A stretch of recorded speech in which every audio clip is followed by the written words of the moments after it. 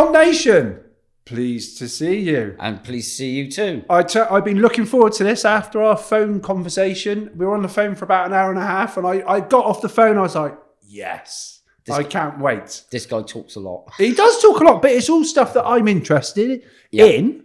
There's stuff that I've worked in. And I think a lot of other people in Bristol and beyond are going to be interested to hear as well. I mean, this is obviously a very wide and varied, probably what you're going to talk about. From youth work to the graph scene to rave, dance music, and God knows what else. But it all does really kind of, I guess, for me, when I heard you, it all felt like it fits into community. Yeah. As well. So less about me going on about it. Let's go straight in there. Can you say a little bit about what it was like for you growing up in Bristol? Positives, negatives? Positives and negatives, there are many. So growing up in Bristol, predominantly I grew up in Barton Hill area of East Bristol. Yeah. Grew up with my brother Peter and my mum, Jean, who was basically a single mother as a result of domestic violence, which obviously impacted and shaped a lot of my kind of early formative years. But Barton Hill was a good place for me personally to grow up in that period. I attended St. George School, comprehensive, originally went to Redfield, and then obviously to Russelltown Avenue. And growing up in Barton Hill had many challenges, like there are many challenges for young people growing up in areas like Noah West, Hartcliffe, St. Paul's in Bristol. Like what? Like what? I know what you mean, but... There were lots of challenges in back in that period of the kind of 1970s, early 80s. There were a lot of social economic difficulties in Barton Hill, but there were also a lot of strong community bonds as well. Yeah. And Barton Hill back in that period was a community. There were lots of people that were traditional working class that had grown up in Barton Hill. Their parents or their parents' parents had grown up in Barton Hill or East Bristol in the surrounding areas. And Barton Hill had a lot of economic pressures, and there were a lot of young people growing up in Barton Hill who had issues, educational, home issues, life issues, many grown up in high-rise flats, many who were going to go on to have varying life experiences. And when I was at school, don't get me wrong, I struggled academically. I wasn't in top sets, but I did my best. But where I did excel at school was in lessons like citizenship, history. Did they have citizenship back then? I'm not saying that to take the piss, but did they? Yeah. Okay, wow. So I left school in 1979. So yeah, we're talking senior school between 75 and 79. I took citizenship because what I liked about the syllabus was that it encompassed so much about citizenship and about communities and government and bodies, and history was another one I did well in, geography, but the more academic studies of English, maths, the sciences really didn't float my boat. I tell you what, I mean, everything you're saying sounds like a kind of like the general kind of thing you do from any youth worker. It's like, I don't really like in that, but I love that. Yeah. And it's what lights you up, isn't it? Yeah. So when I was in school, I had a kind of friendship group with people from in the Barton Hill area. I was regularly attending Barton Hill Youth Club, which at that period in the 70s was a full-time youth club. This was Bristol City Council. Bristol City Council ran, Avon County Council as a regulatory authority before that. And you had somewhere where was a beacon of hope that young people from the area and surrounding areas could go 5 evenings a week, which is unheard of these days. And you had people there that were youth and community workers who were actively trying to have a positive impact on your life, would not be so judgmental on many people's upbringings and the way that they live their lives. And was it a lot of local workers? Was it at that time? Or was it people from all over? At that time, I would say there wasn't so much in the way of local-based youth workers. At the period of time when I was at Barton Hill Youth Club, there were two or three pivotal youth workers there. One of them was a guy called Danny Savage. Why have I heard that name? He was legendary in youth and community circles in Bristol. Oh. There was another guy called Martin Oaton. You had Danny Savage's wife, Chrissy. You had Jill. You had Neil. You had many, what I would say were middle-aged. And this is not a reflection or disrespect to people of middle age, because I'm 62 now, so I'm above the middle-age spectrum. As well. But they had a real affinity with young people and looked to draw out young people and engage with young people and tried to give young people a voice. And that was really important for a lot of young people in that period, just to be able to let off, to offload, and for people to actually listen to you and not be judgmental towards you. And as I was growing up in this period in Barton Hill, this started to resonate with me as a young person. That at that time, I didn't have a lot of respect for people I've seen in positions of power, whether they were teachers, whether they were police, whether they were from various organisations. But there was something about these youth workers that was different, that treated you on a level. And it was something that years down the line would resonate with me, in that I wanted to become a youth and community worker. But during my educational period, I've got involved with a wrong crowd, shall we say. I got involved with certain elements of young people involved with football hooliganism. Yeah. I went down. So you're going away games and getting. I was going to football regularly with a group of lads from Barton Hill and Easton and Brislington and Broomhill, Kingswood even. What was the team? City. And basically... There we go then. That's all right. We've had a few gas heads in recently. It's okay, nice I've got plenty of friends with gas heads. You are gas head territory, aren't you, really? No, Barton Hill was one of those communities that was... a crossover? Was a crossover between... There was a red faction and there was a blue faction. Okay. I guess there's more blue, but I don't know. No? Not necessarily, no. Okay. But I got involved with some incidents at football that led me down a path that I shouldn't have got involved with. I was arrested at football, charged with malicious wounding with intent. I was charged with a fray. How old are you when this happened? When this happened, I was still at school. Okay. I basically, is my first offences, and I was found guilty at juvenile court for malicious wounding with intent and for ABH, assault.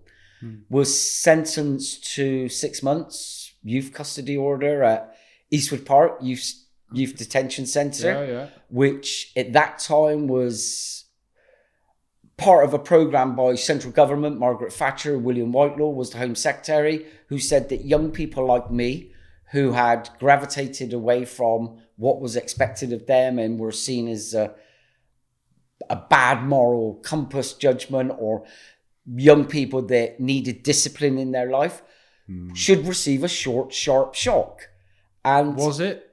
I can only imagine it must have been a shock. It was a short, sharp shock, because to be taken away from your family, your home, your friends, from the youth centre where you could pretty much let off steam and do what you want. Probably felt supported as well. And felt one supported. Extreme to the other, isn't it? And then you're in this incarcerated unit where you're with many kind of young people who were very similar to you in terms of angst and anger, and were involved in various levels of crime, everything from petty burglary to arson to assault to robberies. I was in there with people that went on to become what you would call proper villains. Yeah. Many of them are well-known faces in Bristol. But whilst I was in that detention centre, I had to mix the discipline of being there and being kind of militarized and disciplined by the state. But at the same time, I was also still a school pupil and had to have my schoolwork sent in to me at a time when I was studying for my GCSEs. I mean, were you doing any work in there because of the... I had to. All right. So they had a section of the day was divided between physical, intensive education. Then you had space where you were working to earn your tuck shop money, which was basically which you could buy some essentials like shampoo, toothpaste, some sweets, etc., stamps, so you could write to your folks at home. Also, they then split that between education, if you were an educational age, so between 9 a.m. and 12 a.m. was my 3 hours of schooling. But because I was studying for my exams, obviously all my coursework had to come in. Myself and some other pupils from St. George School who were separate from what I was in there for, we were visited by our deputy head and by the headmaster of St. George Comprehensive. Wow. I mean, that wouldn't happen now, would it? That wouldn't happen now, definitely. But they came in because they had to come in, not because they were concerned of our welfare. Duty of care, they had to do it, I guess. Or... Duty of care, call it what you want. But also, it was their way of releasing their frustration and anger towards us by coming in, bringing in our coursework, but also chastising us and saying that we had damaged the good reputation of the school's name. And was there no level of understanding and support that, yes, you've done something that want the right decision, but actually your life could change? Like when you were in there, did you have any... This is obviously a crossroads, isn't it? Yeah. Like as you said, it was you either go that way, it was a massive crossroads. So there was no support from the school in terms of helping you maybe focus on a direction or why have you done this. All they were basically was feeling aggrieved that because in particular many of the cases that we were involved with as pupils of St. George Comprehensive were covered in the local paper at that time, which was the Evening Post. So it would say our name, our age, where you're from, school attended. So they seen it as a shaming of the school as well, and the good upkeep of the name of St. George Comprehensive had been tarnished by our actions. So it wasn't about us as individuals and a care package or care or well-being. They were more interested in the fact that they felt that we had tarnished St. George's name, which for us was a mockery because the reputation of St. George Comprehensive back in the 70s for us wasn't that great. So when I was in that institution, it gave me plenty of time to focus and reflect on what I'd done wrong. And I admit what I did back in that era was physically harm someone, which was wrong. Could have killed the person. And I could have been not sat here today talking to you the way I am about this situation.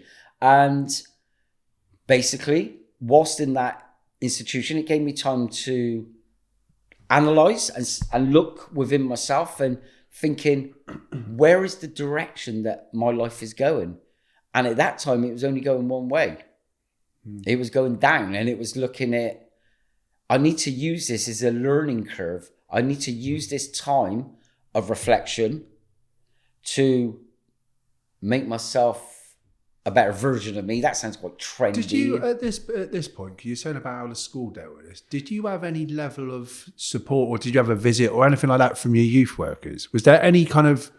At that time, visiting orders, or VOs as they were called, were really, really limited to one a week. Right. So the natural people you're going to gravitate to are going to be your family, and my mum and my stepdad at that time were the people that my visiting order would come out to. So it was hard not having any other outside influences in your life to talk to. Did you keep your head down when you were in there? Or did you have to play the game to kind of get by? Or did you literally think, I need to just... when you came in the first day, they laid it on you, the screws that you think you're a bad boy.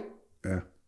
There's more badder boys in here than you. You're a little pussy boy, basically. And then that's the reality of life. Like, the reality of life, there's always someone bigger, badder, and tougher than you. So they laid it on it. There's two ways you can experience this sentence. You can keep your head down, keep yourself to yourself, but also you can have people that are going to try and test you in here. Yeah. Other inmates, other officers might not be so diplomatic as me. Yeah. And he was true, because inside, some of the officers in there were complete and utter bastards. I'm sorry if that's a swear word, but they were hard ex-military service personnel who were there to discipline. You said about Margaret Thatcher that it was coming from the top. It was coming from the top. This is it what's was coming from needed. the Home Secretary. Yeah. Short, sharp shock. Make it a shock to their system. And it was a shock to the system. But it gave me that time that I kept my head down, but also gave me self-reflection time as well. And it was like, I couldn't wait to be released. I hated having my liberty taken. I'd never been in that situation before. I'd never been away from home before. So everything was taken away from you. Your friendship groups, your love of your family, that warmth, security, that engagement with youth and community workers. And so when I came out of there, the first thing I did was to go back to Barton Hill Youth Club, where the people who were the youth workers there at that time were pleased to see you, were interested in hearing about your experiences there and how it has impacted on you, and on reflection had the short sharp shock worked, which it did, because it shook me up, definitely. And it made me realise that I don't ever want to be going back into a correctional facility ever again. But at that time... Interesting, just very quickly, because would you say then, with having that experience, that actually that kind of way of dealing with young people that might have gone down and done something they shouldn't have done, criminality and all the rest of it, would you say that you think that that's the best way to get the right response, or do you think that there's better holistic ways? Just very quickly, just as a brief caveat. So for some people, holistic would be a better way, and for others, it worked. It proved it worked. It worked with me. The short shot worked. But there were other people in that institution who I got to know afterwards, or I knew before entering Eastwood Park, that went on to become involved with more serious crime, the threat of incarceration. It's like an education, isn't it? The threat of arrest didn't worry them, and many of them went down that route to becoming institutionalized. Many of them repeat offenders, many of them still to this day in prisons and secure units around the country.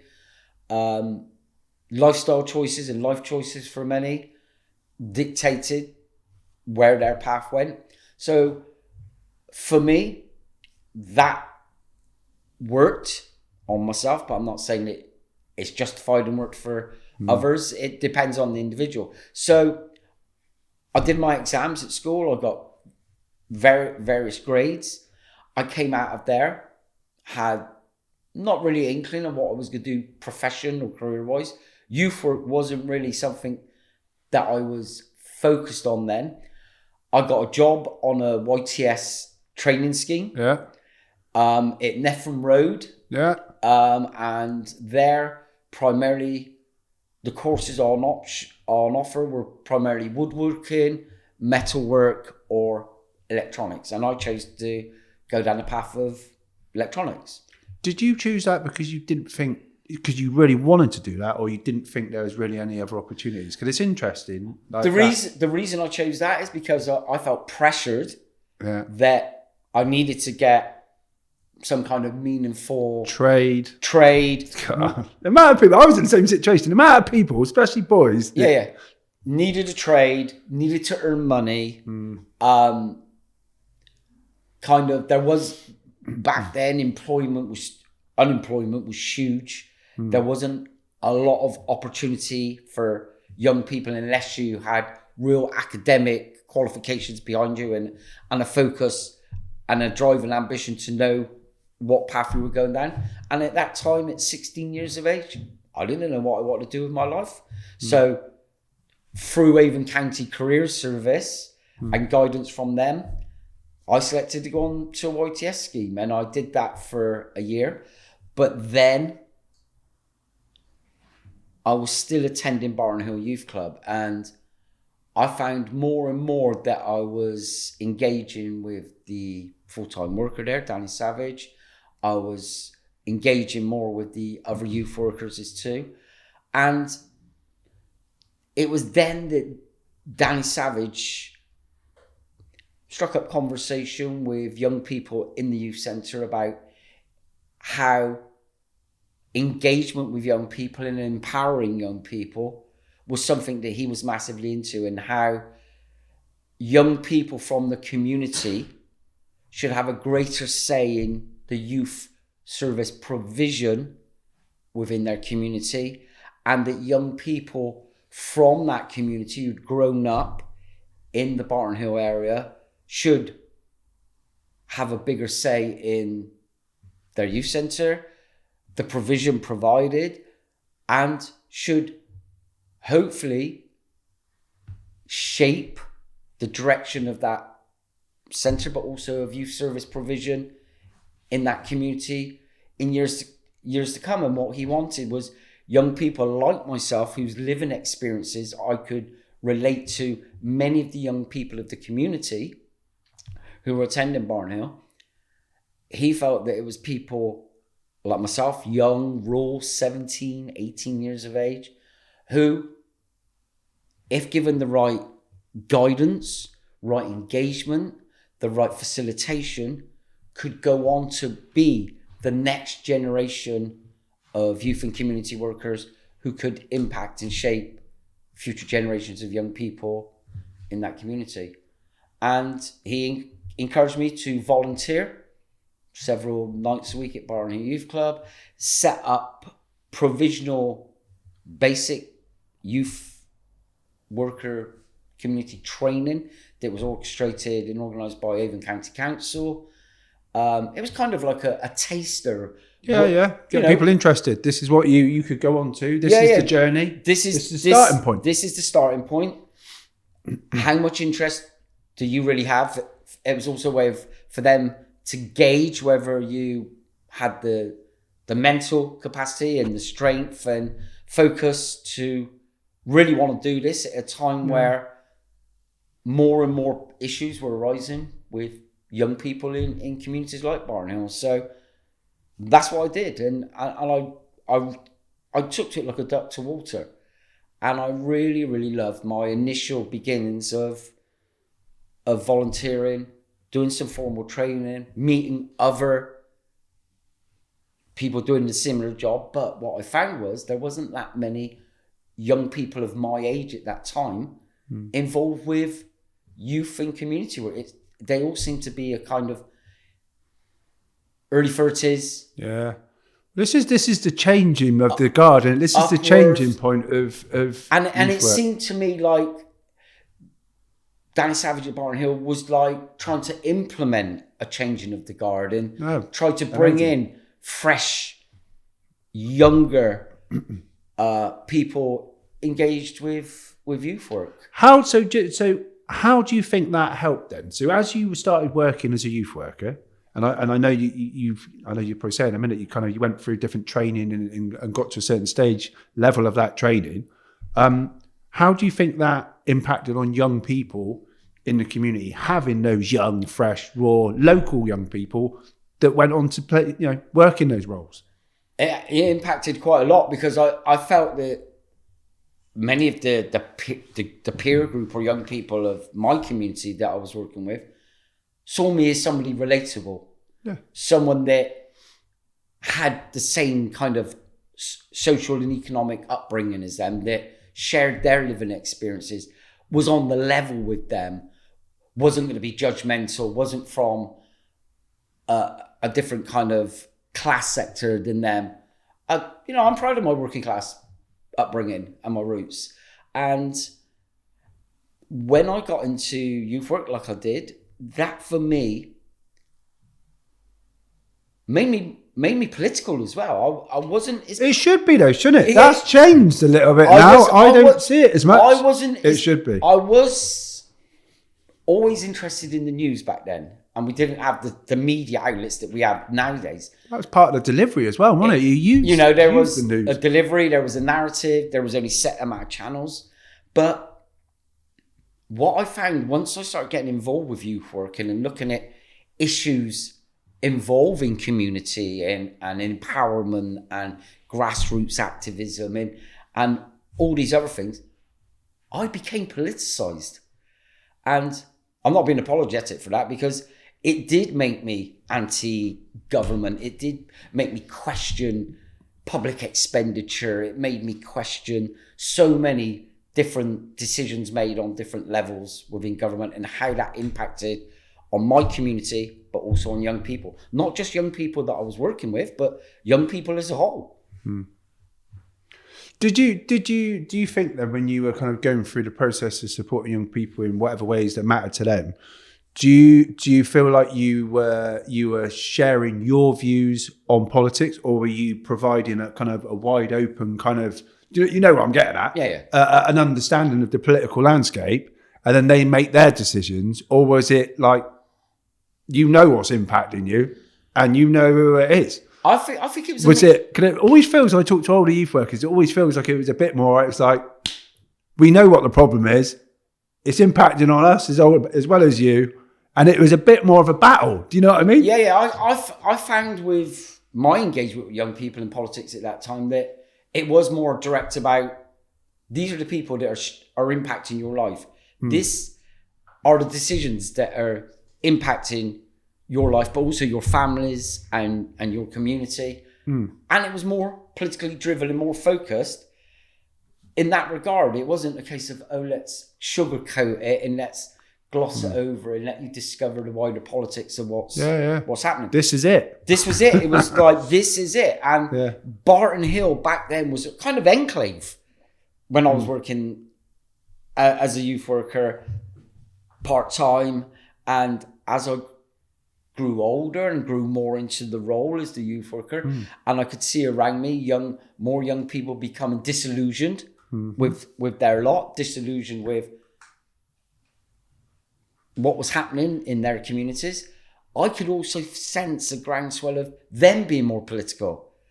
But Barton Hill back then was split politically too. There was a lot of people into traditional Labour. Yeah. You probably had far right as well. Working class. Yeah.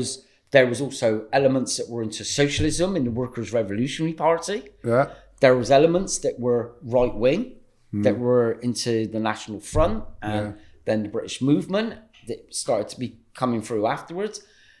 And Barton Hill had all of these political elements in one small community. And Barton Hill started to build this reputation outside of the area, rightly or wrongly, that Barton Hill was not a warm, welcoming place. It wasn't friendly. Barton Hill was seen as this NF stronghold. Barton Hill was aggressive as a neighborhood to outsiders.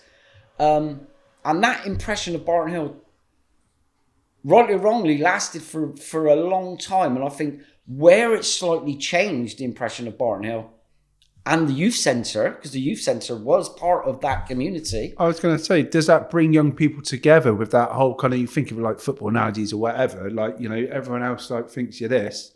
Does it bring people together as a tighter team, unit? What it meant was that it consolidated a bond between many of the young people of that youth centre, of that community, that were being perceived and judged this way. Okay, so maybe we are.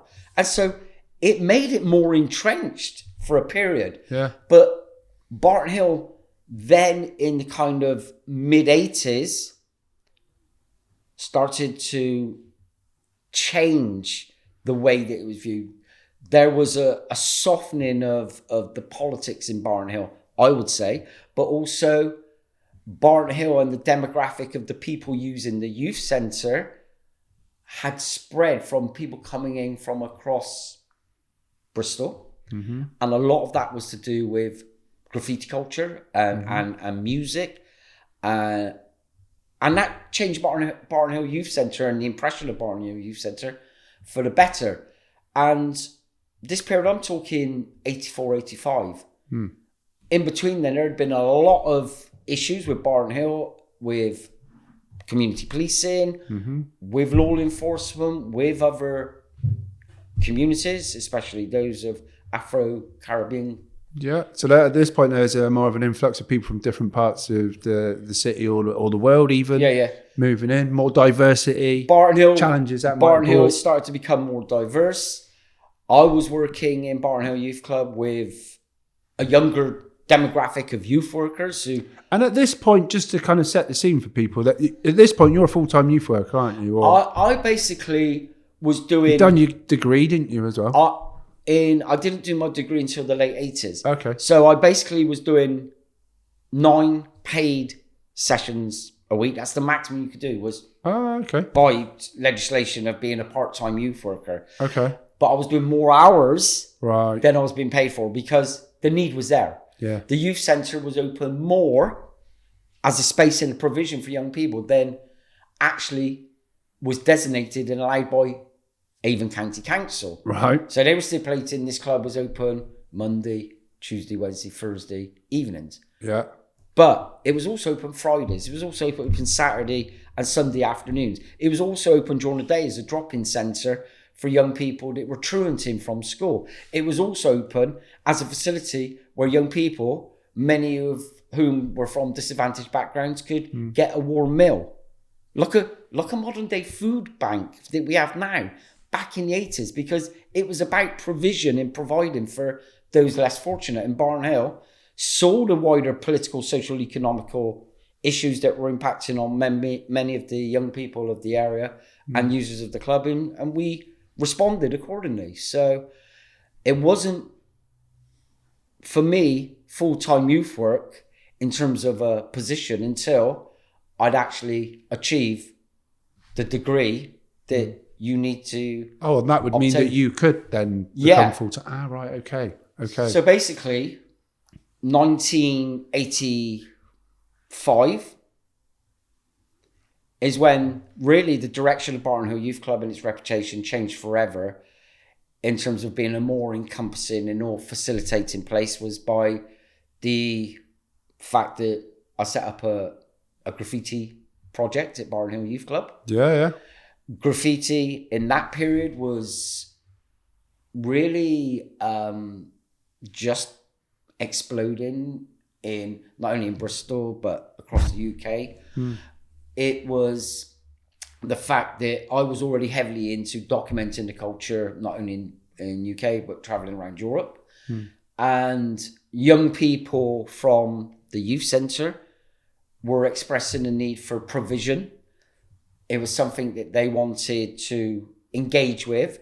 Young people from the youth club wanted to paint. And for me, I saw it that period as a youth worker who was listening to the needs expressed by young people, that this is something that we should be, as a centre, facilitating, something we should be encouraging, something we should be offering, something that could reduce the criminality of those who had already started being involved with graffiti culture, which was firmly entrenched in illegality and still, even in 2025, still is, in the main. I'm not talking street art, I'm talking graffiti culture. And so in 85, we set up a project at Barton Hill Youth Club where young people could come 7 days a week, could share their experiences, could share and engage in the culture of graffiti, where there was legal provision, legal walls, which was unheard of in that period, where the young people themselves set up their own bank account under the name of the Supreme Artists. This was artists that are seminal now in Bristol, people like England. Say the names, because this is like, it's groundbreaking. The whole thing has literally changed the landscape. So basically, the project originally for the graffiti thing was self-funded. So I've self-funded a lot of the provision for the aerosol And were you project. buying paints? I was buying the aerosol paints. I was buying... And they had boards, wasn't it, around the football pitch and all buying emulsion. I I was buying paintbrushes, I was buying trays, rollers, I was buying aerosol paints from certain car manufacturers, because in the main, young people couldn't afford it.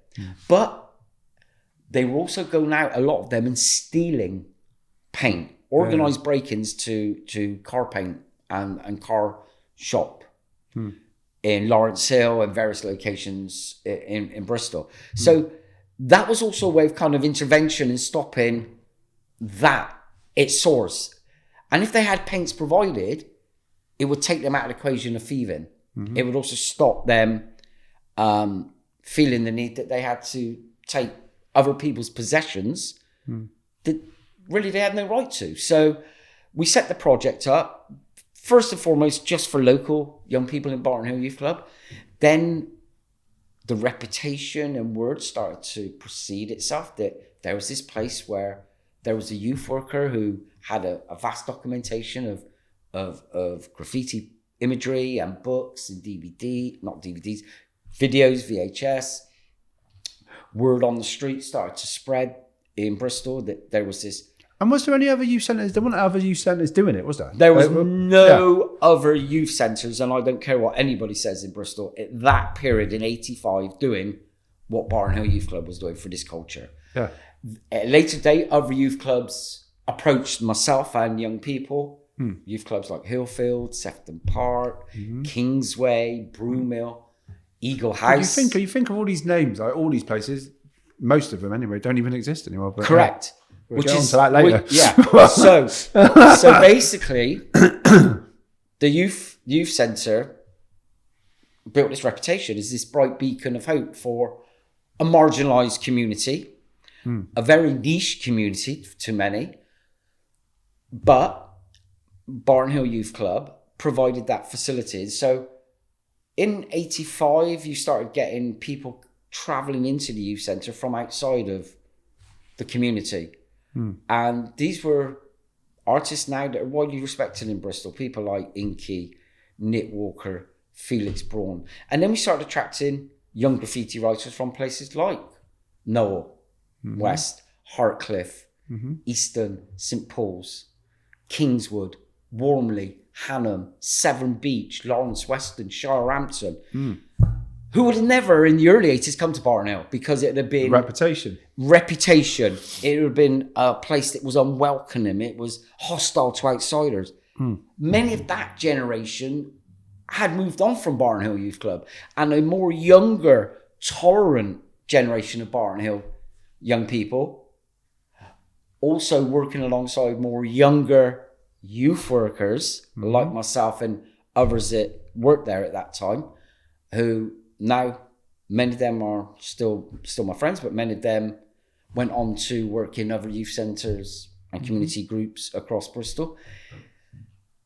Barton Hill basically was this kind of melting pot of ethnicity, of class. There was no working class, there was no middle class, there was no black, there was no white. We were a family, a community of artists. And so once those seeds had been sown, the reputation of Barton Hill was that there was something happening, something positive, a beacon of hope. And the reputation for Barton Hill as a graffiti centre rose. At the same time, my reputation then rises with that as someone that people could have trust, confidence to talk on the level. Some young people felt confident enough to divulge information around crimes they had been involved with, which later would possibly come back and bite me in the backside, which is all about confidentiality and trust and issues. And Barton Hill Youth Centre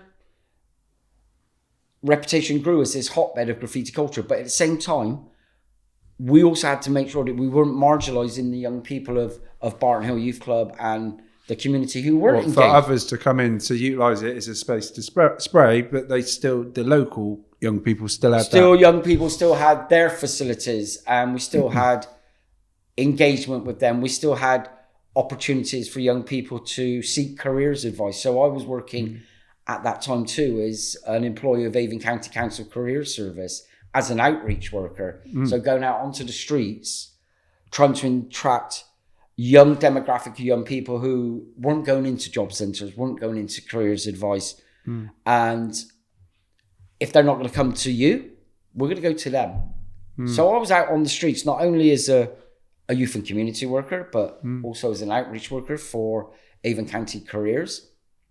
So we were bringing into the youth centre, not just graffiti writers or now some of them are street artists, but also young people for careers advice, for guidance, information around drugs, not misinformation, but genuine, hard-hitting, real information. Exchanges, directing people to groups and organisations that could give you information and guidance on substance abuse and needle exchanges. And what that did was it kind of made some people within the youth service look at Barton Hill thinking, they're a bit left field down here. They're a bit kind of... Did they not look at... I suppose it's easy to think about it now when you could... I've heard about, it being this amazing place from when I'd done my training and what have you. Do you think that people didn't think that, hang on a minute, this is a different way of doing things? Look at the outcomes of those young people. Look at the impact on them. Or at this point, was it not necessarily so obvious? Because it's easy to talk about it now. I don't think it was necessarily that obvious back then to a lot of people. And we could see it as workers within the centre. We could see it first-hand experience every day. And we also could feel it from the reactions and responses and engagement from young people. But we also kind of started building up this reputation that within Avon County Council, who was a conservative council, that this is quite a left-wing youth centre. And that... Surely they all were, weren't they? No, because there was a lot of people that were probably socialists and left who worked in youth work. Yeah. But there were also other people that were more conservative. Okay, right. And so you had the grassroots workers, and then you had the people in positions of power, right? The money people, the decision makers. Yeah. Predominantly, they were conservative. Avon County Council was a conservative-controlled local administration, and they were the people with the funding. They were the people that were making the decisions of who got what. Did that impact on what you got as a club then? Yeah, exactly. Yeah. And so the young people that I was working with in terms of the graffiti project, frustrated at the fact that they felt they weren't getting the recognition financially as funding going, they decided that they would start applying themselves as a community group for funding applications. They would write letters themselves to spray paint manufacturers, to companies like Dulux, saying we're an artist group based in Bristol. Social action. This is it. We are called the Supreme Artists. It was a name that they coined and come up with. We are struggling to get sponsorship and funding directly from a county council who don't necessarily understand what we do or don't want to understand what we do because of a more regimented narrative of graffiti is mindless, it's vandalism. But there are many of them that will go on to become successful business people, successful in their own right as artists and people. And they now are held up as, kind of movers and shakers of an iconoclast kind of movement, the vanguard of the city, back in a period where there was lots of misunderstanding of what Barton Hill and the youth graffiti projects was doing. So young people were writing applications to all these companies. They were filling out project funding applications to the Arts Council and Southwest Arts. And 9 times out of 10, you were getting a knockback, because it was seen as a bit too risque, the kind of this graffiti community. But it didn't dampen the enthusiasm of the young people. Did that change? Yeah. Yeah. That changed. So what happened was we started to see some traction where young people they got frustrated with the process. Continual rejection from the funding bodies, from Southwest Arts and the Arts Council, because they were funding the more mainstream kind of arts activities. And I'd probably say that would still be the same today. But we had 1 or 2 positive feedbacks, the reputation of the artists who were using Barton Hill started to spread, and I started to get contacted by various businesses in the city, shop owners, nightclub owners, record label companies, etc., who were looking for artists to do design work. We could recommend certain artists depending on certain style. The young artists would then negotiate themselves with the businesses on behalf of themselves, individually or as a crew or a collective. They would get paid work, and a percentage of what they earned, they reinvested back into their bank account, managed by them, me as a signature guarantor, and the supreme artist. And this kitty then would build up and enable other younger artists who had now been inspired by the kind of first early generation artists to... Well, this is the point, isn't it? That is that momentum of role models, raising aspirations. You see other people that lived up the road, that local, that you know of or whatever. Yeah, so you could see that the older artists, and when I say older, they were 17, 18, 19, were now inspiring 14 and 15-year-olds that, if they can do this, I can do this too. And so you had this momentum started to build, and Barton Hill started gaining a lot of traction, not only in the city, but outside of the city. And then it started to attract artists coming in from around the UK. Many are prominent names in the scene for graffiti culture. And then people started contacting myself via pen pal or letters, looking for photograph exchanges.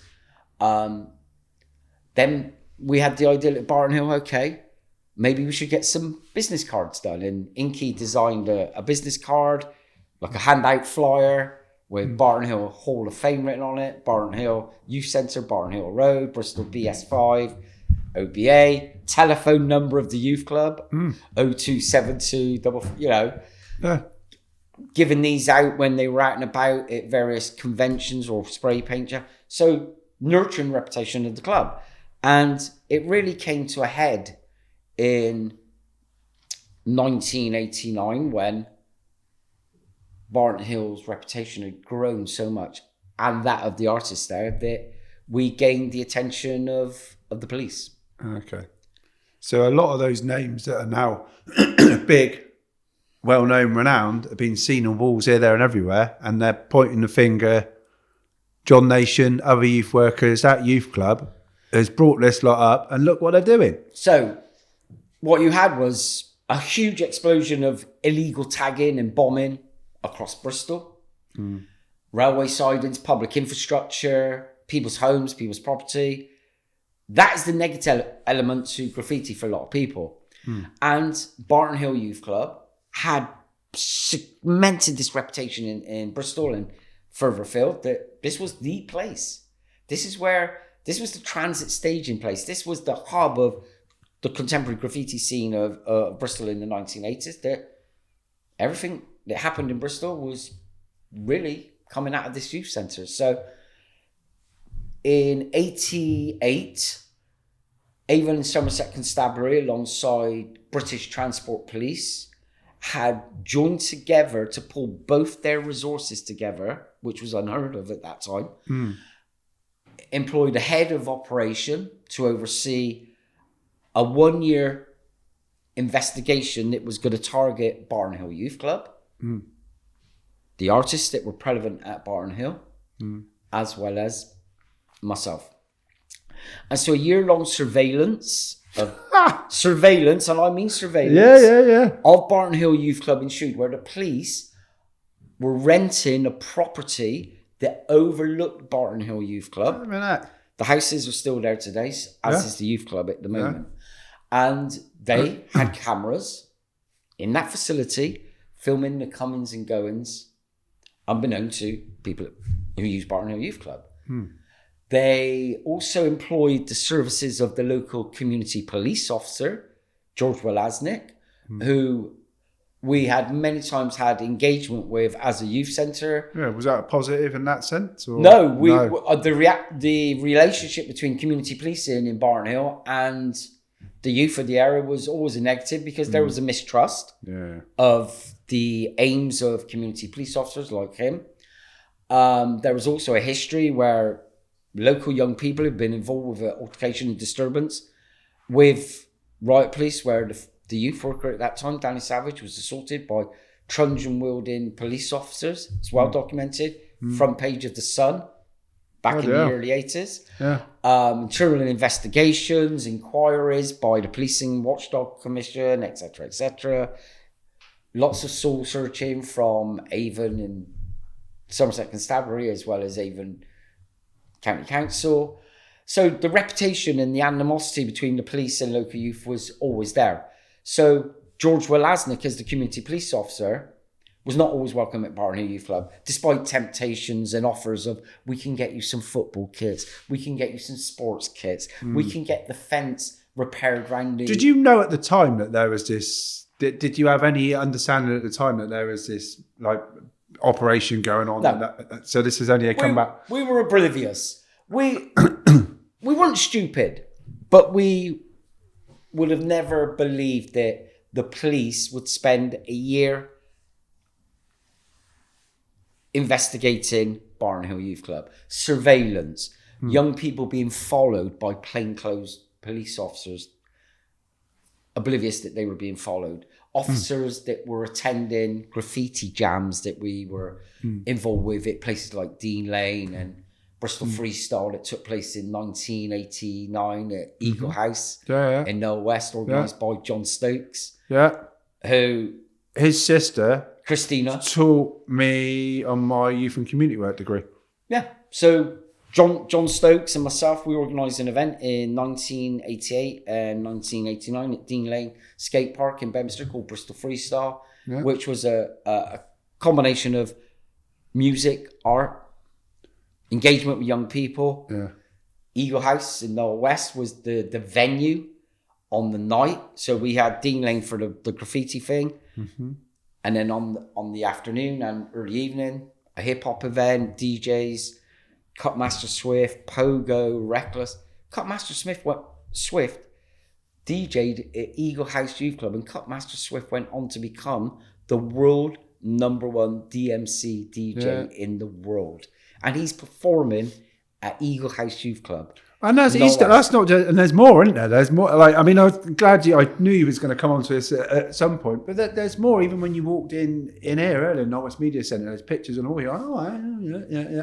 Like that youth club and the youth sector at that time did kind of, the thing that jumps out when I spoke to you on the phone, John, was creativity. Creativity, like, is huge, wasn't it? Whether it be music, whether it be... So for me, another part of the creativity of Barton Hill was the fact that Barton Hill Youth Club was also attended by musicians, DJs, Paul Nelly Hooper, formerly Massive Attack, formerly of the Wild Bunch, then produced Massive Attack, also went on to produce James Bond, went on to produce Bjork, among many, many other artists that he's produced, then went on to become part of Soul to Soul with Jazzy B, Brit Award-winning producer. Unbelievable.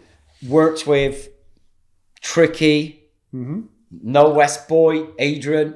Then you have that period of creativity from Bristol. Lots of it emanated out of youth centres. Well, you're saying like youth clubs. Eagle House, Crust, Eagle House, Bungie, your mate, you know what I mean? Bungie. The list Under goes Toi, on. Crust, Suv, people like DJ Die, Ronnie Size, Smith and Ronnie Size, for example. I'm varying off a bit here, but Ronnie Size and the band Represent. Mercury Prize Award winners, for their album, New Forms. Absolutely groundbreaking album. I remember it. Groundbreaking for drum and bass. Mercury Prize Award winners appearing on things like Top of the Pops, Tonight with Jules Holland, everything. When you won the Mercury Prize Award, you were given a financial prize. they donated all the proceeds from the prize from winning the Mercury Award to Sefton Park Youth Club, to the Basement Project, where Jill Sargent and many of the people were running an inclusive space for young people to learn DJing, engineer, sound engineering, Back in that period, creativity of youth centres and community centres in Bristol, I think has never been rivaled. The fact that they were open all of them time is like, I mean, that's like the bare minimum. But obviously on top of that, you've got this whole kind of creative wave of people that are opening up to the wants and needs of young people. And if it is creativity, follow that, supporting that. Creativity of Bristol, and Bristol has always been seen as this hotbed of creativity. And so youth centres and community centres providing spaces for graffiti artists, street artists, up-and-coming artists, inspiration, DJs, music, production, engineering. Then you had like the youth bus in Kingswood that was a double-decker bus that would travel around and go out to places where there was no youth service provision, but would provide elements of DJing and graffiti workshop, etc., etc. And not only that, but Barton Hill Youth Club also, as a source of creativity and a hub of engagement with young people, produced a magazine. Yeah, I was going to say to you about that. So this all ties in. Operation Anderson, which was the police investigation into graffiti, targeted Barton Youth Club. It was seen as the axis of evil. Many young people I worked with were involved with criminality in terms of illegality of graffiti. Many had confidence and trust in me as a youth worker that they could divulge information and that I would respect and observe that information and trust that they held in me. The police viewed it completely differently. They seen that I could assist them in their investigation, that I should morally, as a youth worker, assist a police investigation. I saw it differently. I didn't lose your relationship. Young people want go to you for support. Like, young people came to me with support and information, and there's a line, isn't there? There's a line where you draw, and I eventually did a documentary with the BBC called Drawing the Line, where made in 1990 as a result of my arrest and that of the youth centre being arrested. But being the BBC, it had to be a balanced, two-sided affair. Police giving their opinions and viewpoints on why this happened. And you were arrested for what? What did they... So in March 1989, police carried out, still to this day, the biggest ever police investigation into illegal graffiti in UK history. Operation Anderson was the name of the operation. £1.5 million of taxpayers' money in 1989 was a lot of money. How many youth clubs could be run over a year for that? In an attempt to round up and prosecute the main protagonists as they viewed it. So after a year of surveillance and information gathering, they decided that they had a group of 12 people that were the main protagonists in graffiti culture in Bristol. Many of them I've named earlier: Inky, Nick Walker, Jody, Chio, Tio, Steve Goff, Choro as he's known, another Noel boy. Yeah. There's a lot of links to music and art and culture too. Noel West. Because the opportunities were there. There was a place, there was a space. There was a place, there was a space, there was an opportunity. Barton Hill, Hillfields, Sefton Park. It was all over the city though, wasn't it? Let's be honest. Stuart at the Mill. Yeah, Stuart Smith, I remember him. Yeah. Kingswood. The opportunities and access to these spaces were all over the city, citywide. It was probably the time where there was more engagement with youth in this city from organisations and youth workers and people dedicated to working alongside young people than I can ever recall in my time in Bristol. And I look back... And it sounds like it when I speak, I've been speaking to a whole lot of people from different age ranges, and there's no doubt about it, that seems like the age when things were working best. I say it was the golden age. I mean, if you're interested in hearing it, like not you, but if people are interested in hearing it, the people that talk about from that age, same age as what you're talking about, the amount of provision, the amount of youth-led provision, the amount of people that were involved in the different programs and projects that wanted to make a difference was huge, and that's got to have a massive impact, doesn't it? And so when I was arrested, I was deliberately targeted because the police had the impression that I was kind of like a Pied Piper, Phelan character of the graffiti world in Bristol. Were you? No, it's complete bullshit. Nonsense. But I held information that they thought I could assist them with, which many people in my position at that time maybe would have assisted the police if they felt the pressure or weren't true to themselves, true to the young people that they were working with. And how did you rationalise it in your head that why you did hold back some of that stuff? What was the thought process? So I was arrested. My home was searched. Materials of my personal belongings were taken. They raided Barton Hill Youth Club. They took artifacts and possessions from Barton Hill Youth Club. They photographed the entire youth centre internally, externally, because there was tags on that building or signatures on the plumes of the artist. They see it there, then they see it somewhere else, and they know it was all over. Inky, for example, would walk from Clifton Down train station, down Redland, down through Stapleton Road, to Lawrence Hill, and then up to Barton Hill Youth Club. 2-3 hour stroll, tagging as he went.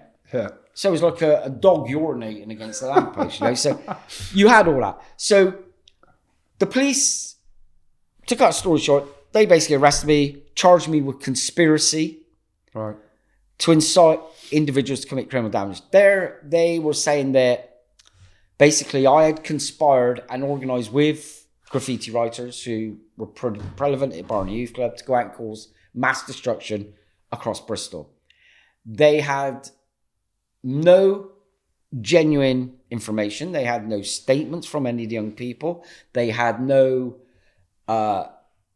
signed confessions from any of the young people when they were arrested that John had sent us out to do this. John said, go and paint here. John said, go and paint there. All they had was that they also said that I was in a position of power and I should be, as a youth worker, saying, no, what you're doing is wrong, legally and morally.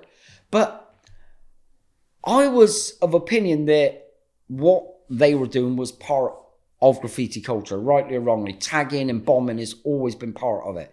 And I was trying to lessen and reduce that by offering them the opportunity to come to paint legally at Barton Hill. Now, there are many young people who painted at Barton Hill who chose that facility and painted legally and never painted illegally at all. But there was those that will always sit as ingrained in the culture that the buzz you get from tagging and doing stuff that you shouldn't do cannot be replicated when you're painting legal wall spaces or street art festivals as we have them now. But police level of questioning to me was that they wanted me to divulge information in terms of the identification of individual artists. So was Inky, his real name's Tom Bingle, is Steve Goff, known as this name, is Felix Braun, known by this artistic name. So every time they asked me this question, they were met with no comment, no comment, no comment. Because I was never in a million years going to... No, I think that's fair. I was not going to assist... I mean, that seems fair. I was not going to assist the police with any shape or form identifying any young person. Because I looked at the bigger picture. There were many people like me across the country who were doing similar work now as working with graffiti artists and setting up graffiti projects. Barton Hill was the first in the UK. Simple. And what this led to was a trust. Yeah. It was about trust. It was about confidentiality, but also raised issues with other youth workers in how far do you respect that trust and that confidentiality? How far are you going to keep stürming and not give information to the police? How much level of criminality when you're working with young people Are you condoning? Are you condoning? Yeah. At what point do you draw the line and say, okay, they've overstepped the boundary? How did that end then? Did you end up... So what happened was all of the young people who were arrested were all charged with individual accounts of criminal damage. But there was a group of 6 of us who were charged with conspiracy. So I was like hit the forehead of... I was trying to put the picture, like you said, like this Fagin kind of So because I didn't assist with the inquiry, because I refused to divulge information, because I told them that I was looking to a job description that was drawn up for me by Avon County Council. So Avon County Council job description was for me to go out and do outreach or reaching a target audience that were involved with criminality. And tried to bring them back to the youth centre and show them the ways that and benefits of a legal site. Success with some, success with others not life, happening. isn't it? Yeah. That's life. Some make a choice to go down one path, some make a choice to go down the other. But what happened was the police took 12 months to come to court, my trial personally. In that time, I was at Bristol University studying for a 3-year Youth and community degree. Youth and community work degree, or back then it was a diploma. Okay. And I wrote a dissertation as one of my main written pieces for submission for my degree. And it was a 10,000 worded dissertation, and it was called Art or Crime, Drawing the Line. So it was my engagement, and it was looking at both sides of the argument, balance, lots of research, lots of interviews with people. The police took this away as part of the evidence against me, along with books that you could legally buy from Waterstones, my photograph collection, because they said that a young person of an impressionable mind, if upon viewing these images or reading this dissertation or reading these books, could be criminally incited to go out and commit criminal damage. You could say that you get their creative juices flowing and they do some spraying at the club. Exactly. So there was counter arguments to and fro from that. They basically eventually settled for a charge, conspiracy, but dropped all the conspiracy charges for Inky and all the other artists. They were all individually charged with criminal damage. It's easier to get a criminal damage conviction against young people then than conspiracy. Now it's the other way around. It's easier to get a conspiracy conviction against young graffiti writers than it is the damage. So on the day of my court hearing, BBC Points West, Duncan Staff, his name is, was a reporter for BBC. And he had been interested in the publicity that had been generated around my arrest that was in Bristol Evening Post, The Sun, the Daily Mail, the Guardian, the Telegraph, the Independent. It reached national proportions because a youth worker working with young people involved with criminality had been charged with conspiracy to incite those young people to commit that criminality. And so there was a lot of media interest in how this was going to pan out because nobody knew. My barrister reassured me that he was confident there was no conspiracy charge to answer and I'd be acquitted. The police were confident that in the strength of the evidence that they had, that they would convict me. So the BBC decided that they were going to follow the entire length of the process of the investigation, the police raids, the court appearances, and then finally culminating in my court appearance.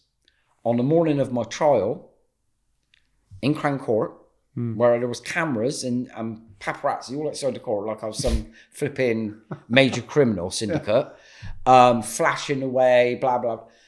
On the morning of the trial, when the jury were being sworn in, the prosecution barrister called for a meeting with my barrister and the judge in chambers for an hour. I was downstairs in the cells waiting for the opening of the trial. Solicitor comes down and says, "You're not going to believe this. They're dropping the trial. They're dropping the case. The judge has gone absolutely ballistic. They're going to ask for a not guilty plea." So they spent a whole year. Why? Yeah. There was no conspiracy. Yeah. There was no conspiracy on my behalf. I didn't incite any individuals or instruct people to go out and paint illegally. It was a witch hunt. Shut John Nation up. Shut Barton Hill Youth Club down.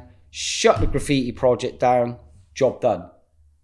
But what they also didn't appreciate was that at that period as well in Barton Hill Youth Club, we had a magazine that the young people were producing. Clean Slate, was it? Correct. So young people's voices and opinions are very rarely heard in print. It's all right to huff and puff in your youth centre and with your friends and have a rant and a rave, and nothing gets heard or seen outside of your circle. But we decided at Barton Hill that young people at the club said, we want to have a voice. We want our opinions. We want to be able to express ourselves articulately. We want to be able to produce something that is the voice of the hill. And so we put a poster up in the youth club. We were thinking of putting a DIY, do-it-yourself kind of publication produced at Barton Hill Youth Club, produced by the young people of the centre. If you're interested, or this might be something that you feel you could contribute towards or be involved with, we're going to hold a meeting. The meeting was a week later, packed. So many of the young people from Barton Hill Youth Club said that they felt that mainstream media, there was no social media back then, no mobile phones, were biased towards young people, and young people couldn't actively get their point of view across. So they decided that they wanted to produce a magazine. And we said, okay, we need to find a name first and foremost for a magazine. And I can't remember who it was, but came up with the name Clean Slate. Let's wipe the slate clean. Let's start again. So Clean Slate. It was intended to be a one-off publication, a crude black and white DIY, was produced in the office of the youth club. I can just imagine it's like putting photocopy it, put a picture on that, photocopy it, like stuff was photocopied, stuff letter set. We put an appeal out in the local community. Are there anybody who would like to contribute articles about life in Barton Hill or everyday living experiences? Do you have any illustrations, any designs? Would you like to be part of the process of putting this magazine together? And so issue 1 came out, again, paid for out of various people who were involved, pocket a tenner here, fiver there, no council funding, no youth service provision. The narrative was going to be representative of the views of those people in the magazine. So it was going to be no kind of censorship. What was in that magazine was the voice of East Bristol, warts and all. But what ended up happening was, after the success of issue 1, which I think we printed about 250. So it was very raw. Feedback was quite good. Young people enjoyed the creative process. And we said, okay, let's do issue 2. So we then started approaching other people from outside the community, just little fly posters in little bars and cafes and record shops in Bristol. Youth publication from East Bristol is looking for contributors, looking for people to be involved with photography, illustration. Do you know anybody that is prepared to maybe sponsor or advertise in there? So we started getting this kind of influx of people wanting to get involved with the magazine, especially more people from Barton Hill Youth Club. And many of the young people who maybe wouldn't have confidence to do public orating or speaking, or were quite reserved, they came through quite strong in terms of being involved with that magazine and illustration and the content, and bringing different skill sets to this publication. And it was all based around a punk ethos of do it yourself. And what we found is, as each issue came around, so we were doing it a quarterly, so 4 times a year, more and more traction, more and more involvement, more and more publicity, more people wanting to do a small little A4 advert or an A8 or A16. How long was that publication going for? Publication, a good few years. We printed at least 24, 26 editions. But what happened was the magazine started to cover a broad section of different articles, everything from football hooligans to casuals to music, to graffiti, to politics. Some of the people writing articles for the magazine were left-wing. Some of them were part of the Red Wedge organization and had gone on tour. One of them had done the entire miners' strike. Myself and people from Barton Hill Youth Club and Danny Savage, who was the full-time youth worker, we went to House of Parliament, took a group of young people from Barton Hill to see how politics and decision-making, so saying a democratic society and the process worked. So went to the House of Parliament, met our local MP, Jonathan Said, who was a Conservative at that time. Pretty much dismissed us as being like scum on his shoe. So we came back from there and we did an issue dedicated to Jonathan Said on the front page of the magazine Clean Slate with a cartoon image of him, a bit very kind of spitting image style. Does anyone know this man? ? Missing MP. And from there, everyone was like, who were involved with the publication of Clean Slate and submitting articles, it became more and more political. It became seen as a kind of voice piece for disaffected youth, not only of Barton Hill, but East Bristol and all of Bristol. So then we had a situation where we had a feature in the Evening Post. The headline was Clean Slate, when the pen is a weapon, use it. And so many people seen it as an opportunity to use that pen as a weapon against the establishment, against authority, against the government, etc., etc. So feature runs, and all of a sudden, Barton Hill Youth Club via Avon County Council gets contacted by Rob Hayward, who was an MP for the Kingswood Borough of Bristol.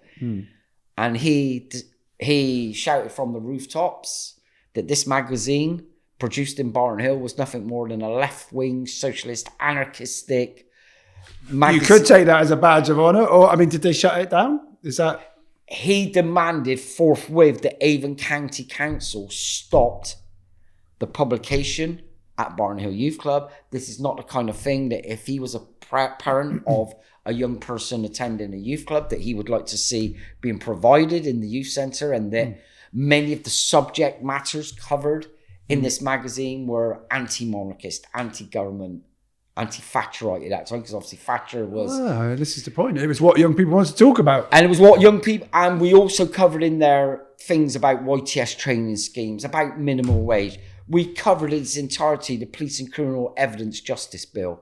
We covered the miners' dispute. We covered about food banks. We covered about the Falklands. We covered so much politics. It's the things that affect you, isn't it, as a young person? And if you're in a certain background, and certain and also they are the things. So the magazine also covered grassroots and issues to Barton Hill. So people from Barton Hill were writing in, and this wasn't just young people. This was mature people writing about housing association and tenancy disagreements and evictions. And we would have helplines and adverts and telephone numbers and adverts for Avon and Bristol Law Centre and advice centres and Avon County Career Service and sexual education services and Bristol Drugs Project. And we were giving people information and access to signposting to other stuff that a lot of people wouldn't necessarily know where to get that information.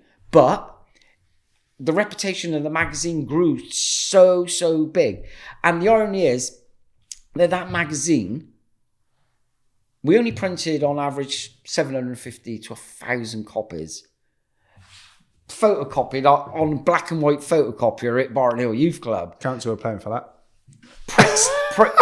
Council could pay for that. Prick stick, and lecture sets and my handwriting on the front cover and inside it have a contents page of the articles and thanks to, and it have a thanks to some of our sponsors like Paradise Garage in the Bear Pit, thanks to Replay Records, or thanks to Here, There and Everywhere, That's from the past, And we would distribute this magazine in various independent shops. As well as youth centres. So we'd give, say, 10 copies to Hillfield, 10 copies to the Kingsway, 10 copies to the Mill, blah, blah, blah, blah. And then that would strike something and inspire young people in those youth centres to think, wow, maybe we could do this. What is possible? What is possible? These people, young people at Barton Hill have got this creative input going on and having their voices and words written and expressed and going out to a wider audience where they wouldn't necessarily hear. And that's what I loved about Barton Hill at that period of the graffiti project, the indoor skate project we had there, the music workshops, the magazine. It was inspiring, but also inclusive, and encouraged so many young people. Creativity, many that would use that as a vehicle to come out of their shells. Many of them to go on and do life-changing things in their years. And for me, what I love about Clean Slate, it was kind of like this forgotten thing for many, many decades after the beginning of the 90s. And then a certain well-known artist from Bristol, arguably the most famous, called Banksy.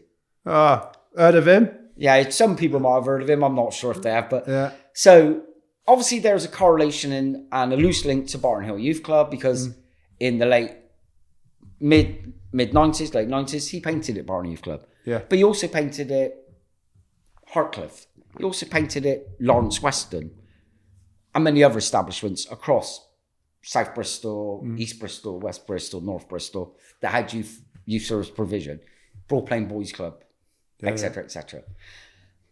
But in 2023, Banksy held one of his very rare exhibitions in the UK. It was called Cut and Run. 25 years of hard labour. So this was a retrospective Banksy show of 25 years of his journey from his humble beginnings as a very basic, crude stencil artist right through to his more prominent works, including the Balloon Girl shredded in the gold frame that took his reputation to another level globally. And so at this exhibition, Banksy, not only did he have all the original stencil creations on the walls, in the gallery, the shredder itself with explanations, timeline of his journey from streets of Bristol and Easton, 96, 97, etc., Hot Wells to Barton Hill and other places. But he recreated teenage Banksy's bedroom. So a room like this that we're in was transformed into Banksy. I bet it wasn't like this, but anyway, yeah. Go on. It was probably it was smaller than this actually. So the bedroom This is lovely. The bedroom was recreated as Banksy's bedroom as a teenager grown up. So there was a single bed, there was a chest of drawers, there was a wardrobe, there was hanging Airfix kits from the ceiling, there was a pinboard with photographs from Barton Hill Youth Club, graffiti.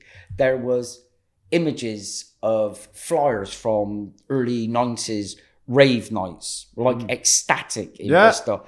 That was it. Let them be on my brother's wall. Papillons. Yeah. Or Romeo and Juliet's. And then went out to the Towns Talk. Yeah. So Ecstatic was the first legal licensed all-night rave club night in Bristol.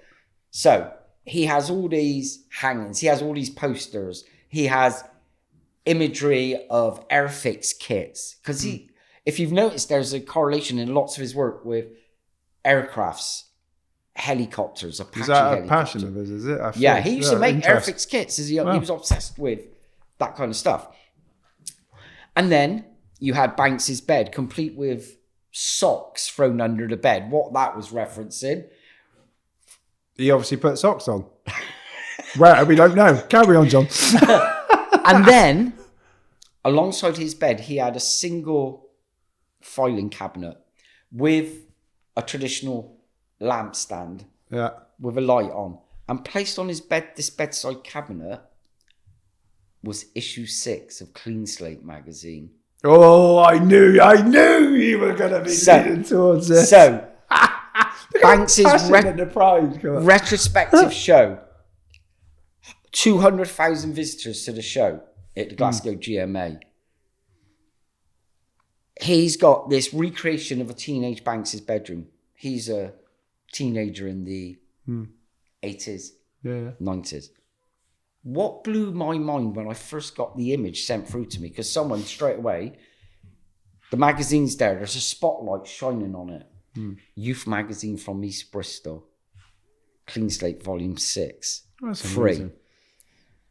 Straight away it blew my mind, because it was like, hold on a minute, this is a youth magazine from Barton Hill Youth Club produced in the mid to late 80s. Banksy was still at school. So how, firstly, did he come by a copy of the magazine? And secondly, the fact that he still got the magazine in his personal archives in 2023 was mind-blowing. So are you in contact, like, is there any kind of contact with him, or No. there'd be no way of you knowing, why did you put that there? I mean, obviously it influenced him. Let's be honest. So I contacted his manager, Right. or former business manager, an associate who helped assist on the show. His name's Steve Lazaridis. He's formerly from Yate. He's a photographer, etc., etc. He spent 12 years as Banks's right-hand man, associate manager. Okay. It's well documented, well charted. And Laz said to me, this is his words, I was contacted by our glorious leader, sarcasm. Yeah. And he said he was looking for artifacts in archive to document what inspired him as a teenager in Bristol growing up. So it'd be everything from the Airfix kits to ecstatic at Papillons to flyers advertising gigs and concerts at the Granary and all these kind of places, the Fekla. And he said, I need to find copies of a magazine that were really massively important in a period of my teenage life that politicized me, that were anti this, anti that, but were giving a voice to young people. It was seen as rebellious and going against the grain, but were inspiring. It was all put together and made by young people from that What youth mattered. group. And what mattered. And the fact is that he thought he'd lost all these magazines and was really beside himself that he'd lost possibly this archive. And Laz discovered it in Banks's studio, in a box with loads and loads of old rave flowers and art and copies of Clean Slate. Wow. And so he felt it that worthy to include in Banks's show. And for me, it was humbling that something that I had an involvement with in putting together, but also the fact that it's a kind of nod and a wink to that period of Barton Hill and its resistance in its community. The impact and it's had. Like, that's the thing it's grassroots, and very much Banksy is a person of activism, grassroots, community. Good name, that is. Going against the grain, etc., etc. So I've got to say, because I got no idea, by the way, Dougie, the time clock, I don't think you turned it on, so I got no idea what we're doing for time.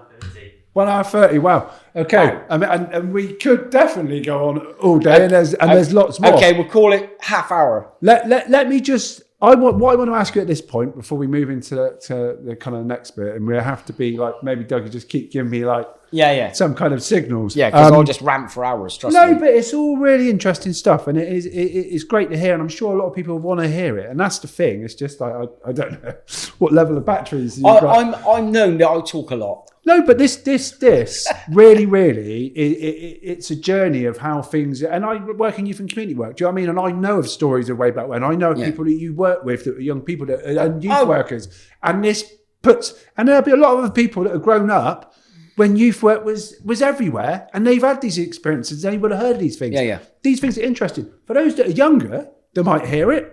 It shows another way of doing things, something that could happen. And that's the question I want to ask you, because for me, chatting to people from your kind of generation and that period, you said loads of things that are really like, that obviously work really well. But like, what are things, if I said to you now in like a simple question, what are the things that were working really well back then to engage young people, to inspire young people, to support them to be the things that they wanted to be, that you don't think's happening now? Because we've got to learn from what's gone before. Firstly, youth centres. Yeah. Community centres. Investment. Yeah. In youth workers, outreach workers, detached or centre-based, training, opportunities. For me, I look at my journey and I feel fortunate and lucky that I was a youth and community worker in a period where there was provision. Yeah. I think you're lucky being the opposite. But you make that happen as well, what you're talking about. Opportunity, money, investment, and now I look at where we are in terms of a crisis. We are in a crisis. The stuff you were talking about earlier on, I think about that, and it correlates bang now. But the limited now provision that there is. I look at the crisis of provision, funding. I look at opportunities for young people. I look at role models. I look at where are youth centres today. Most, if you're lucky, if there's a youth centre or community centre in a community, it's part-time or several nights a week. Is it a career? Is it a career? It could be in some I sense. think for people that are involved with youth and community work and engagement with young people now, take my hat off to them, because it is a bloody struggle. Yeah. Spaces, safe spaces for young people to go, places where they can grow as young people as well, opportunities to be expressive, to be able to be impactful, creative. That was what Barton Hill was for me. And I look now at the present situation and I despair. I look at the way that young people, in particularly gang culture, and the way that it's gone, and life seems more cheaper now than ever before. And we're in Noel, and I think of those two lads. Yeah. Absolute tragic. And I think of postcodes, and I think of that if you live on the wrong street or the wrong neighborhood, your life potentially could go. And I look back at my time in Barton Hill and think that Barton Hill was territorial. It was pretty BS5. It was postcodey then. Yeah. But the level of violence in that period pales into insignificance to the level of violence that young people are faced with in this period. I also think now that the government are to blame. Yeah. Not the new government so much, because they've only been in position 6 months. But I see the last X amount of 12, 14 years of conservatism as being the biggest catalyst for where we are today with young people. Well, the youth service was been decimated, isn't it? Decimated. It's come and bitten them in the backside massively. And I look at where we are in pre-general elections. There was lots of murmuring and posturing, talking about, oh, we need to invest in our youth. We need to reinvest in communities and youth service provision. For me, all hot air. Actions speak louder than words. And the action, and investing in people as well, like, and investment in people. The buildings are great, but the people can make things happen. Not me. I'm too long and tough. But people like you who are younger than me and still involved. It's people like you. It's a struggle. It's a struggle, but you need investment. You need support. I can tell you now, just before I picked you up at Temple Meads, I was just chatting to detached team in Artcliffe and in Knoll, and things that happened last night, joyriding, something else happened, which I can't talk about last night. But these things that are happening, and I'm like, really?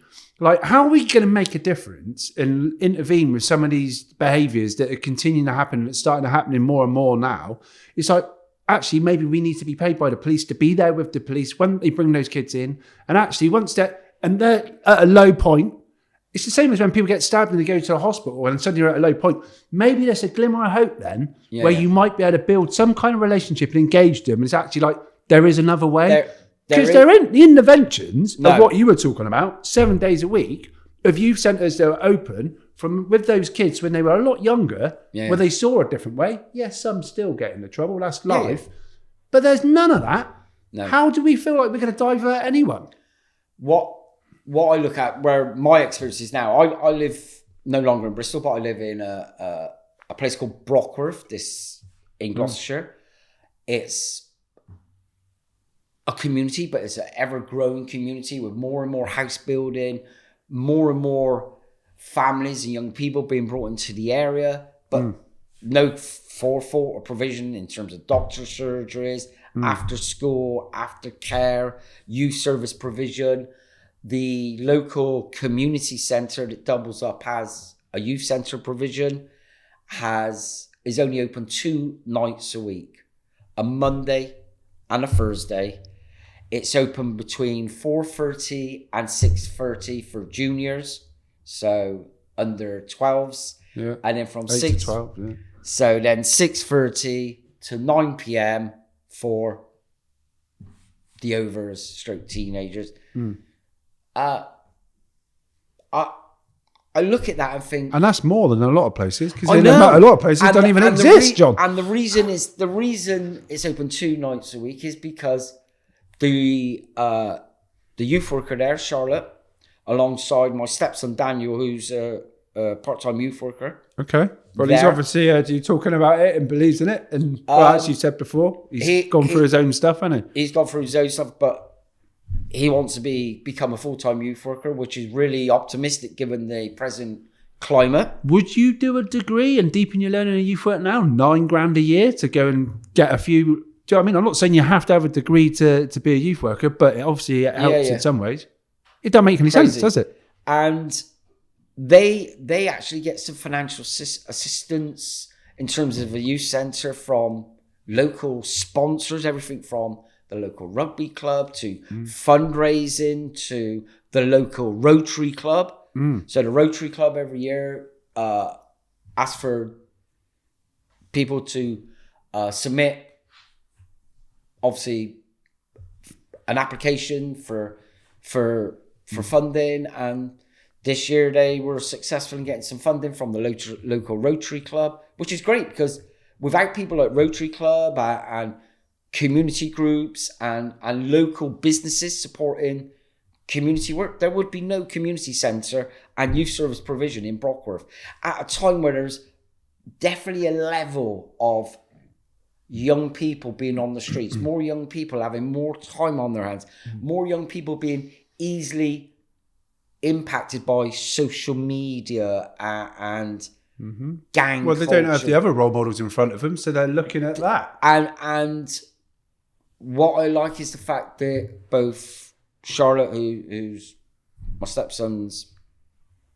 line manager, and him, they're a young demographic to try and work with the young people, but they're also working with an agency called Increase the Peace, which has solely been part of Gloucester anti-knife crime and anti-gang unit for many, many years. Again, poorly funded, reliant on volunteers and their commitment and time to try and make a positive change and try to engage with young people. And the central government in this country need to stand up now, and it needs to be stand up and be counted and reinvest in youth workers, detached and centre-based, and build places too.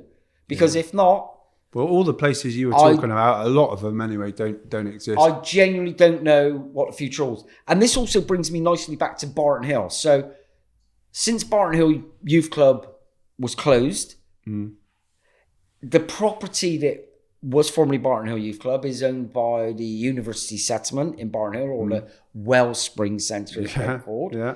And I'm going to get political here because go for it. Because say what you need to say. For the last X amount of years, Tommy Foley, the boxing club, Barton Hill Boxing Academy, Tommy Foley and many of his volunteers and coaches and people from Barton Hill community have rented that facility from the Wellspring Centre, been massively overlooked by funding because certain more popular places get the lion's share of funding. There's a place that's opening called the Swan, where the Swan pub was. That's meant to be like. Don't even go there about the Swan. I won't. There's loads of money being put into it, isn't there? Absolute stupid amounts of money being put into the Swan, what was formerly the Swan Public House, that is part of the Wellspring Centre. It's just a ruse. Barton Hill Youth Club or the Barton Hill Boxing Academy attracts regularly over 120, 150 kids a week of all nationalities.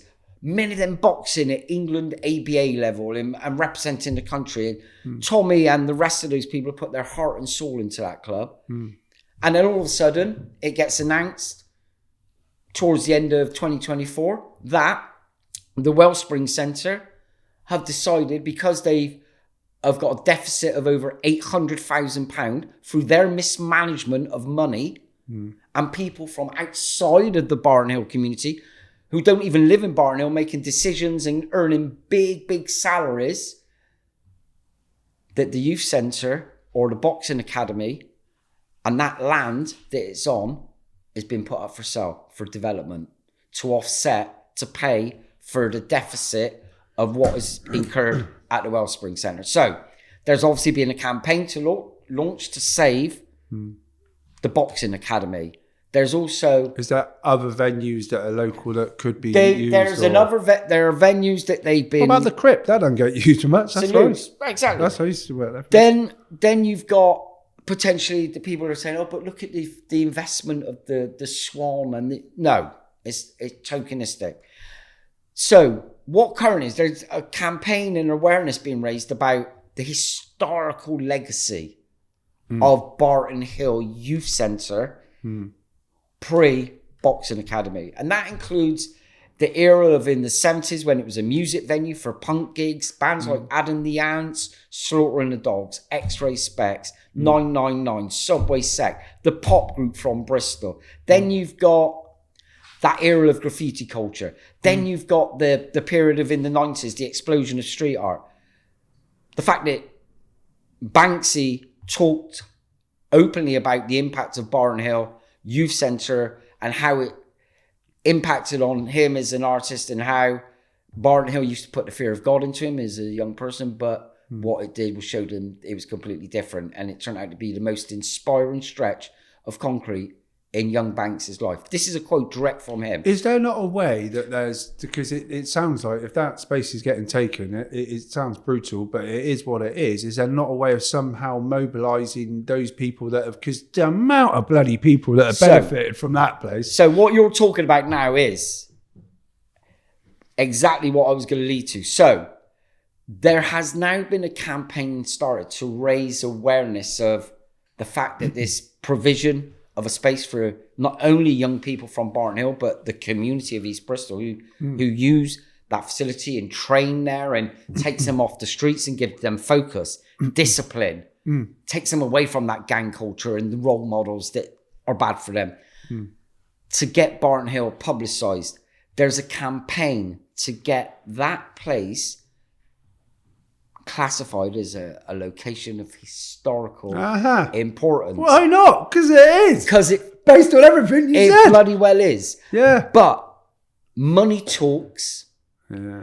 And at the end of the day, the settlement or the Wellspring Centre have put that plot of land up for sale. It's available at auction for £650,000 to £800,000. Oh, bloody hell. To be turned into what? More flats, possibly low-level flats with no provision for youth or anything there.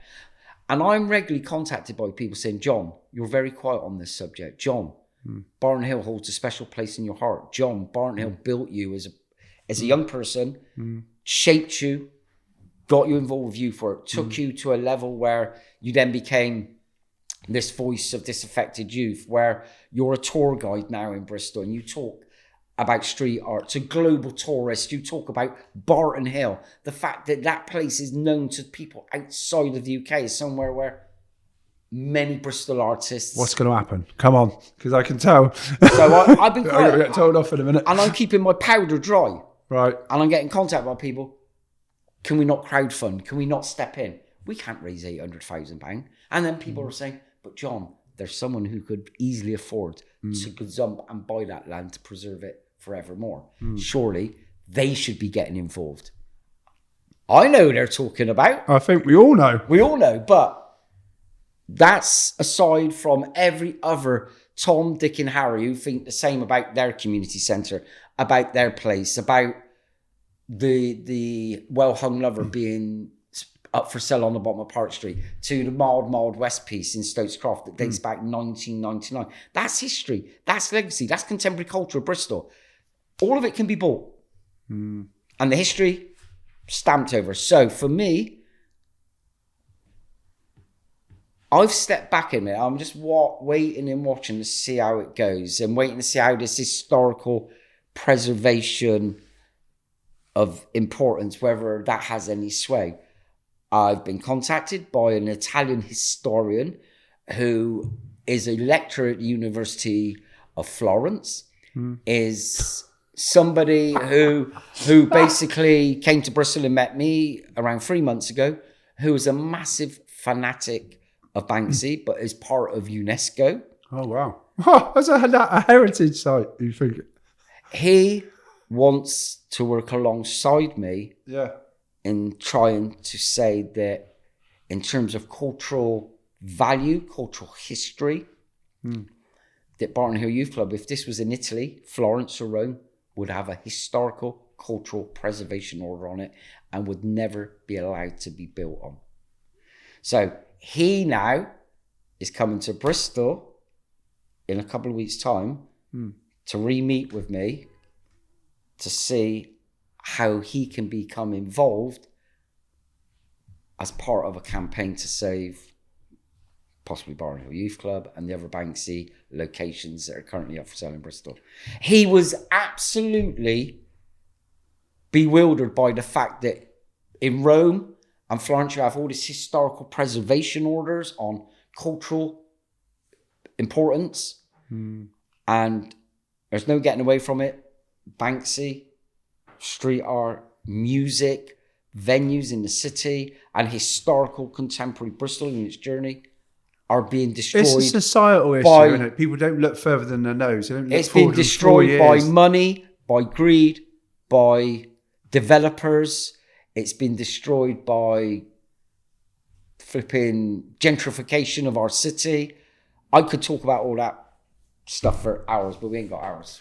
We haven't, and I know really that we can't go on. But obviously, there's the next phase of you in dance music and the rave scene. And I could come back another time. Maybe we do a part 2. But I'm really glad you come along today. I'm really glad that you shared your honest, authentic journey, and shone a light on how youth work in a different time was in a place where certain things could happen, giving young people the opportunity to look towards the things that they want to do and then support it to make it happen. Yeah.